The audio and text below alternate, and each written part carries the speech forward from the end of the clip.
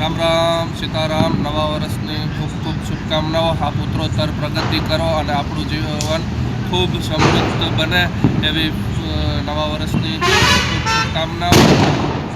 આ સાથે આજે એક સંકલ્પ કરીએ કે ટ્રાફિકના નિયમનું ચુસ્તપણે પાલન કરીએ, આડેધડ પાર્કિંગ ના કરીએ, કચરો કચરાપેટીમાં જ નાખીએ અને જ્યાં ત્યાં થૂકીએ નહીં। ત્રીજું, કોઈના ઉછીના લીધેલા નાણાં સમયસર પરત કરીએ, કારણ કે આ એક સંબંધ બગાડવામાં સૌથી મોટો ભાગ ભજવે છે। સમયસર નાણાં પરત ન કરીએ તો એનાથી સંબંધ બગડે છે। ખેડૂતો પાસેથી સીધી ખરીદીનો આગ્રહ રાખીએ, જેથી ખેડૂતો પણ સમૃદ્ધ બને અને આપણો દેશ ખેતી પ્રધાન છે, એટલે વધુમાં વધુ ખેડૂતો આગળ આવે અને જાહેર સંસાધનોમાં કોઈ પણ જાતનું નુકસાન ન કરીએ અને પ્રોપર એની જાળવણી કરીએ, જેથી કરી અને આપણો દેશ સમૃદ્ધ બને, આપણે મુક્ત બનીએ અને અન્યને પણ વ્યસનમુક્ત બનાવીએ અને પ્રેરણા આપીએ વ્યસનમુક્ત રહેવાની। આપણે સાથે સાથે આપણા સમાજના પોતાના સમાજના બાળકો પૈસા વાકે ભણતરથી વંચિત ના રહે એનું ખાસ ધ્યાન રાખીએ, જેથી કરીને બાળકો એ આવનાર ભારતનું ભવિષ્ય છે, એટલે એ આ ભણશે તો ગણશે।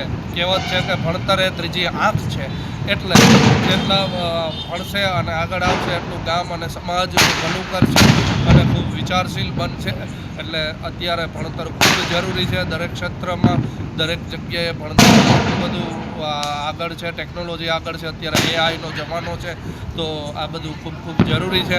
તો આ જે નિયમો મેં કીધા છે એ હું ઘણા વર્ષોથી પાલન કરું છું। ટ્રાફિકના નિયમ ચુસ્તપણે પાલન કરું છું, હેલ્મેટ પહેરું છું, પ્લસ કચરો કચરાપેટીમાં જ નાખું છું અને પ્રાથમિક નથી કરતો, પ્રોપર વ્યવસ્થિત કરું છું અને કોઈના પણ પાસેથી ઉછીના લીધેલા નાણાં હું સમયસર પરત કરું છું અને હું પોતે ખેડૂતનો દીકરો વધારે પડતા ઘરેથી જ અનાજ લાવું છું અને બાકીના ખેડૂત પાસેથી જ અનાજને બધું ખરીદવાનો આગ્રહ રાખું છું।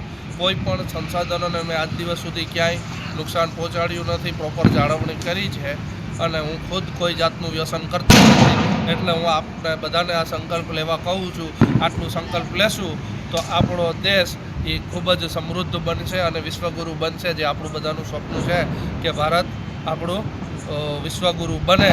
એટલે આપણે આટલા નિયમોનું ચુસ્તપણે પાલન કરીએ। ફરી આપને અને આપના પરિવારને નવા વર્ષની ખૂબ ખૂબ શુભકામનાઓ। નવા વર્ષમાં આપ સમૃદ્ધ બનો, સમૃદ્ધ ખાલી મારા શુભકામનાઓથી નહીં બને, આપણે મહેનત કરવી પડશે। મહેનત કરો, મહેનતથી સબ પૈસા કમાવો, નદીના પૈસા કમાવા ખૂબ જરૂરી છે। કોઈ કહેતું હોય કે પૈસા મહત્ત્વના નથી, પણ આજના જમાનામાં 90% પૈસા મહત્ત્વનો છે, એટલે પૈસા કમાવામાં ખૂબ ધ્યાન દો। માત્ર એટલું ધ્યાન રાખવું કે નીતિના પૈસા કમાવવા, નીતિ વગર બધું ખોટું છે, એટલે ખૂબ પૈસા કમાવો, ખૂબ મોજ કરો, એવી ફરીને શુભકામનાઓ।